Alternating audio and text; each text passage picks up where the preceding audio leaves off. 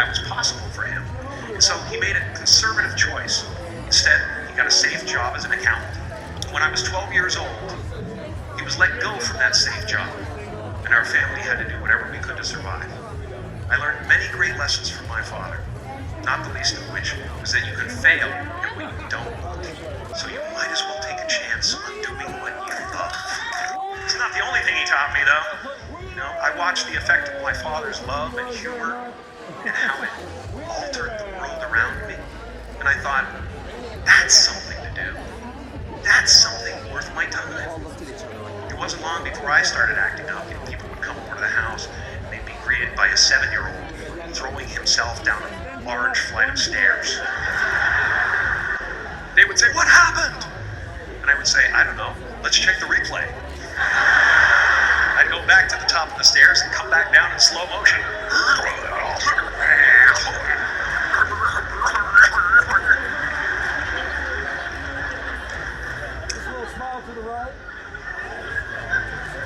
It was a very strange household.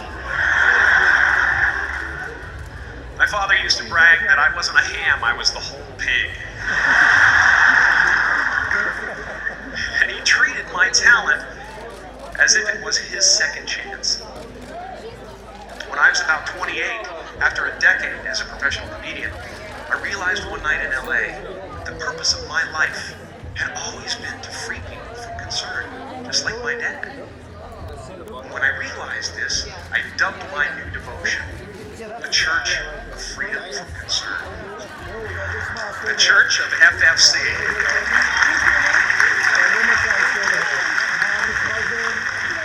And I dedicated myself to that ministry. What's yours? How will you serve the world? What do they need that your talent can provide? That's all you have to figure out. As someone who's done what you're about to go and do, I can tell you from experience, the effect you have on others is the most valuable currency there is. Because everything you gain in life will rot and fall apart, and all that will be left of you is what was in your heart. My choosing to free people from concern got me to the top of a mountain. Look where I am. Look what I get to do. Everywhere I go, I'm going to get emotional because when I tap into this, it really is extraordinary to me. I did something that made people present their best selves to me wherever I go. I've often said that I wished people could realize all their dreams and wealth and fame, so that they could see that it's not where you're going to find your sense of completion.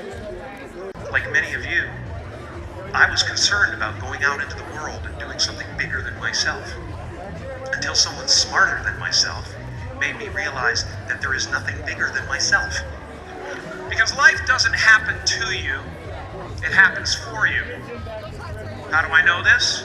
I don't, but I'm making sound, and that's the important thing. That's what I'm here to do.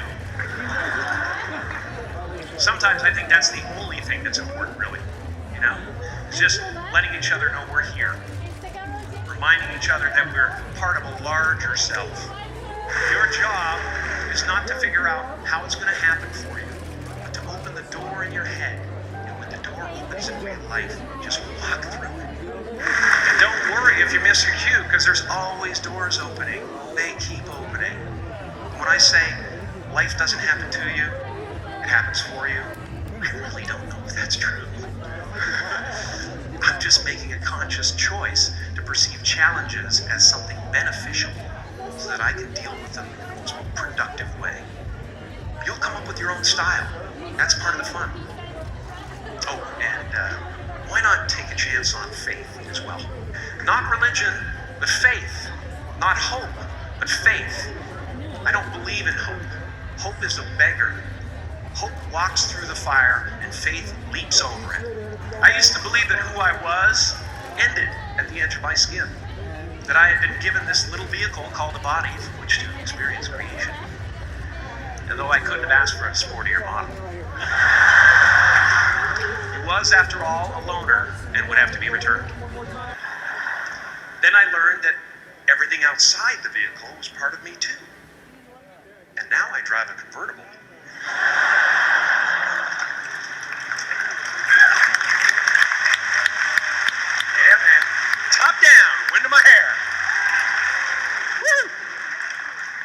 I am elated and truly excited to be present and fully connected to you at this important moment in your journey. I hope you're ready to open the roof and take it all in. You are the vanguard of knowledge and consciousness, a new wave in a vast ocean of possibilities. On the other side of that door, there's a world starving for new ideas, new leadership. I've been out there for 30 years. She's a wildcat. Oh, she'll rub up against your leg and purr until you pick her up and start petting her, and then out of nowhere she'll swat you in the face. It can be rough out there, but that's okay, because there's soft serve ice cream with sprinkles. I guess that's what I'm really trying to say here today. Sometimes it's okay to eat your feelings. Now, fear is going to be a player in your life, but you get to decide how much. You can spend your whole life imagining ghosts, worrying about the pathway to the future, but all there will ever be is what's happening here, in the decisions we make in this moment, which are based in either love or fear. Hey everybody, it's Tony Robbins. How are you? That's a loaded question the last 2 years, isn't it? So many of us choose our path out of fear disguised as practicality.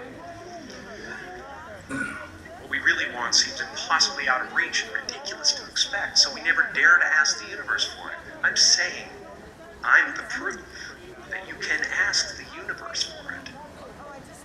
Please.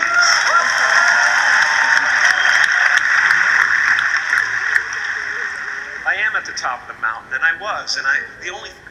the only one I hadn't freed was myself, and that's when my search for identity deepened.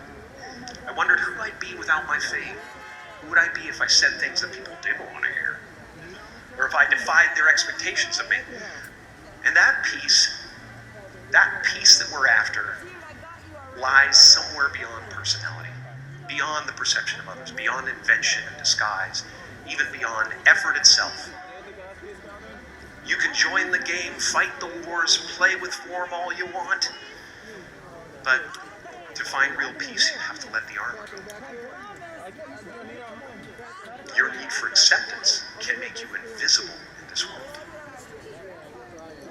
Don't let anything stand in the way of the light that shines through this form.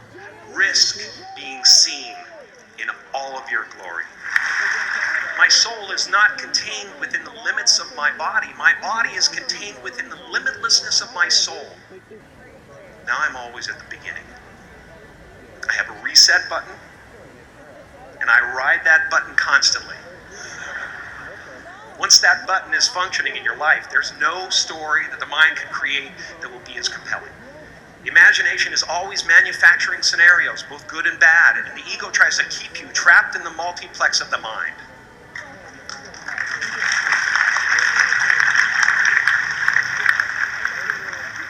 Our eyes are not viewers, they're also projectors that are running a second story over the picture that we see in front of us all the time.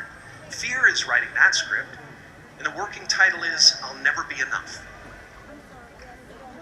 I had a substitute teacher from Ireland in the 2nd grade that told my class during morning prayer that when she wants something, anything at all, she prays for it and promises something in return, and she always gets what she wants.